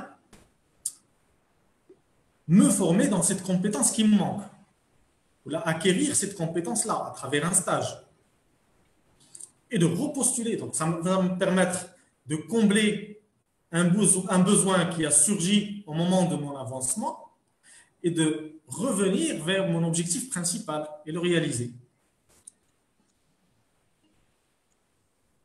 Alors, je ne sais pas ce que Slimani entend par la révision des objectifs. À ma compréhension, c'est peut-être, il s'agit de, si peut-être on a mis en place un objectif qui peut être surdimensionné, donc au cours de route, on pourrait être amené à le revoir. C'est-à-dire qu'on n'a Ça veut pas dire, bien, c'est-à-dire qu'on n'a pas bien fait la partie smart. ça peut être une cause, oui. Ça peut être une des causes. Parce qu'on a parlé de réaliste et atteignable. C'est-à-dire qu'on a surestimé peut-être nos capacités. Et qu'une fois qu'on s'en rend compte, ah ben, on chercherait peut-être ce que M. Slimani a appelé révision. Moi, j'appellerais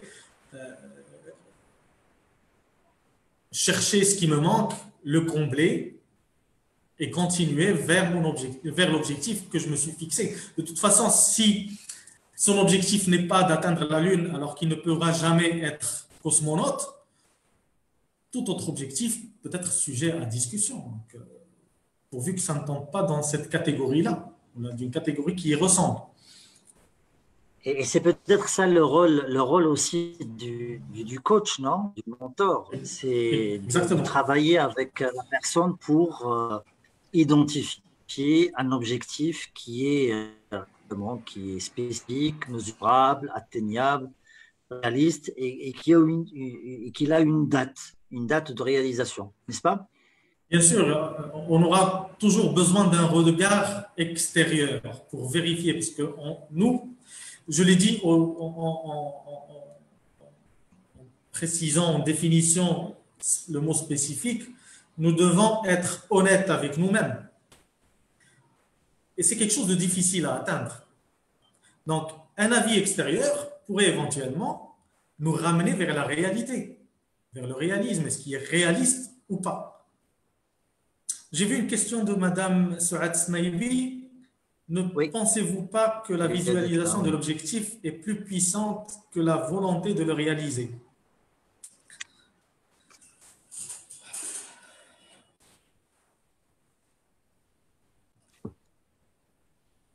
Alors, la visualisation de l'objectif, d'abord, je voulais en parler tout à l'heure et je crois que je suis passé à côté. Les rêves, le fait de rêver de quelque chose, je rêve, le rêve inconscient. Je rêve en étant réveillé, je rêve de ce que je veux devenir, n'est rien d'autre qu'un exercice de visualisation. On est dans le mode conscient. On sait ce qu'on veut.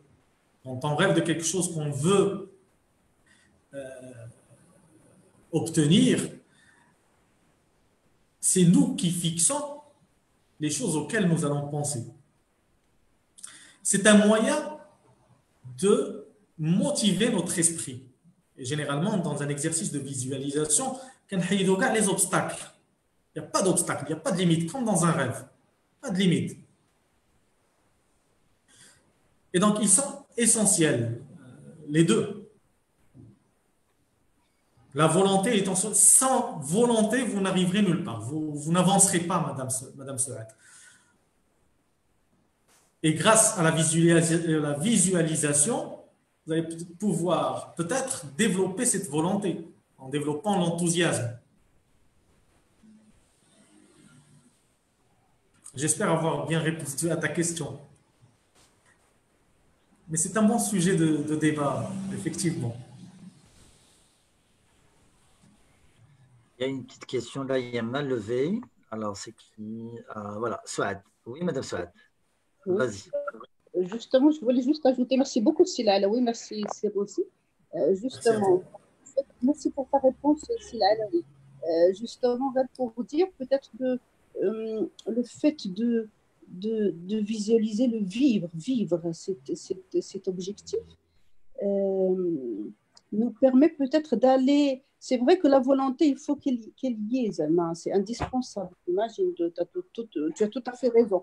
Mais justement, est-ce que la puissance, justement, de voir se réaliser ton objectif est la meilleure des volontés? Peut-être pour mieux s'exprimer, je dirais comme ça. Et elle est plus puissante que la volonté dans ce sens. Mais la volonté doit être là et pour arriver, tu l'as bien expliqué, les objectifs SMART, pour arriver à un objectif, si on ne fait pas un plan d'action, ça reste toujours un rêve. Si on veut réaliser un objectif, il faut un plan d'action, c'est clair, il faut une vision, un plan d'action. Et donc, justement, l'idée, c'était de puiser dans cette visualisation parce que quand on le voit, une chose qu'on voit, l'inconscient peut nous aider énormément dans sa réalisation. Peut-être pour mieux m'exprimer, c'est ça ce que je voulais dire. Merci beaucoup, Sarah.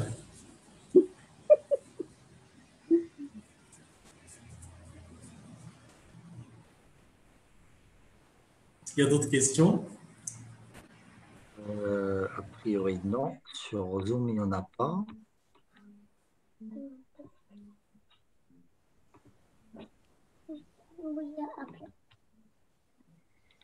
Sur Zoom, là, il y a une main levée, peut-être c'est celle de Souad. Oui, c'est Souad qui est toujours levé. L'exercice de visualisation est très important. Il permet non seulement de clarifier les idées, de clarifier l'objectif, de clarifier la direction. Il permet de nourrir l'ambition, puisqu'au moment où on visualise, comme j'ai dit tout à l'heure, on enlève toutes les barrières de la pensée. On pense en mode positif, total. Et par ce fait, on est en train de développer un genre d'enthousiasme qui n'est pas réel et sur lequel on peut se fonder pour avancer.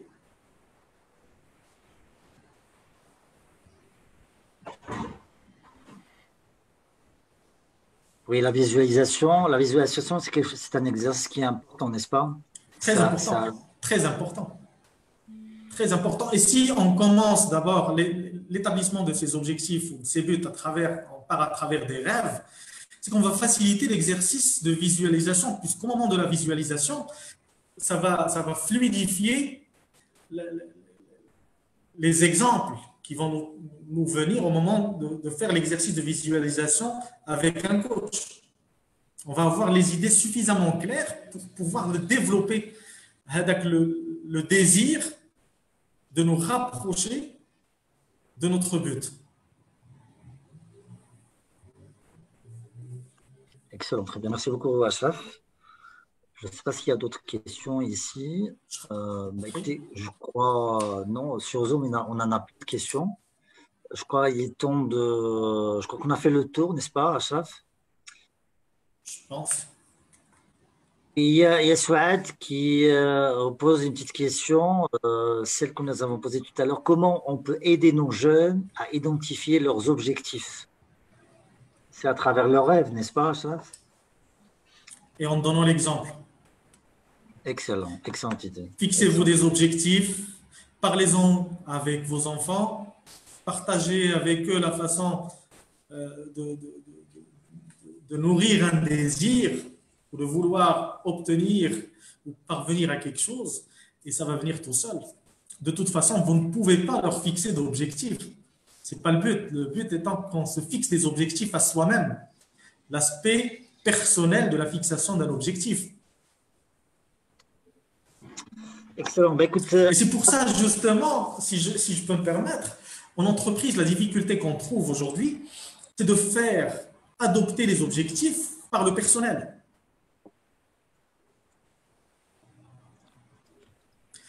Mais quand j'ai l'hiérarchie ou le set d'objectifs aux employés, ben si l'employé n'est pas convaincu, s'il n'est pas dedans, il ne pourra pas avancer.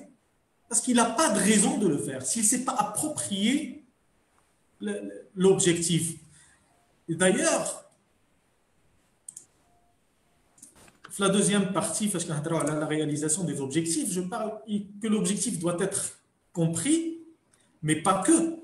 Il doit être compris par l'employé, mais pas que ça. L'objectif doit aussi être reconnu. Ça veut dire que la personne doit se reconnaître dans l'objectif. Et c'est comme ça que cette personne-là, qu'est-ce qu'elle va gagner. Quand je dis qu'est-ce que la personne va y gagner dans cet objectif qu'il a reçu de quelqu'un d'autre, c'est pas que le volet matériel. Je dirais le salaire ou la prime ou le moyen de motivation, incentives, les candidats. Non, c'est qu'il faut que la personne se retrouve là-dedans. Il faut que ça lui procure quelque chose qui va le motiver à avancer vers l'objectif. Il y a la difficulté qu'on trouve. Par exemple, moi, quand j'étais dans le secteur des assurances, on avait du mal à trouver des commerciaux qui allaient travailler pour apporter des affaires. Mais tout simplement parce que c'est juste un travail, une tâche à accomplir. Il ne s'approprie pas l'objectif, il ne le comprend pas. Moi, je travaille, je gagne un salaire. Point. Et c'est la plus grande difficulté qu'on retrouve un peu partout. Je ne sais pas si ça répond à... En fait, ça répondait à aucune question, c'est juste un point que je voulais soulever aussi. Ça répond à la question par un sujet très vaste, très grand, qui nécessite une autre session de travail, une autre présentation. Parce que là, on rentre dans l'aspect de la motivation de l'équipe, de la vision, du rêve, quoi. Là, on rentre dans aussi de faire rêver quelqu'un, d'inspirer une personne, d'inspirer nos enfants. C'était ça la question de Madame Souad, d'inspirer, de le faire rêver de telle façon qu'ils mettent en place des objectifs et que ces objectifs deviennent leurs objectifs, pas nos objectifs. Écoute, cher ami, c'était vraiment très, très, très. Mais là, le temps, voilà, c'est le temps, il faut qu'on conclue, il y a une autre session. Je fais un petit résumé rapide, j'espère que je ne me tromperai pas. Alors, on a traité aujourd'hui l'importance des objectifs, l'importance, les moyens, les outils qu'on a, les quelques outils. Là, tu vas parler que de deux outils, Backward et Smart. Smart, c'est un outil qui est basique, mais qui est assez fort, il constitue un fondement, des basiques très importants parce qu'il est spécifique, il permet de cadrer l'objectif, que ce soit personnel ou entrepreneurial, qui doit être spécifique, mesurable, atteignable, réaliste et positionné dans le temps. L'aspect aussi, les objectifs sans rêve, peut-être il y a quelque chose qui leur manque, c'est la partie émotionnelle qui vient des rêves. Notre rêve, c'est notre désir ardent qui s'imbrique avec le côté définition concrète des objectifs. Écoutez, Sacha, je te remercie beaucoup pour ta disponibilité pour ce module-là. Je remercie aussi tous les participants qui étaient avec nous. Je tiens aussi à remercier les participants à travers Facebook. Et on s'excuse si on n'a pas pu répondre à toutes les questions. Ashraf, de toute façon, il est à votre disposition. Certainement, il va revoir les questions posées sur Facebook. Il va vous revenir avec des éléments de réponse. Écoutez, je vous dis merci beaucoup et à très bientôt, Inch'Allah. Merci beaucoup, Serroussi. Je remercie Cédric Dreyf et le club des dirigeants pour cette opportunité et pour leur soutien. Je remercie aussi toutes les personnes qui nous ont suivis depuis Facebook et sur Zoom. Je remercie toutes les personnes qui ont interagi avec moi en posant leurs questions et merci beaucoup. En tous les cas, j'espère vous retrouver très bientôt. Je pense que ça sera demain, mais je repose ma casquette de coach consultant et je remets ma casquette de modérateur pour vous retrouver tout au long des webinaires à venir. Je vous remercie toutes et tous et à la prochaine. Allez, au revoir. Au revoir tout le monde.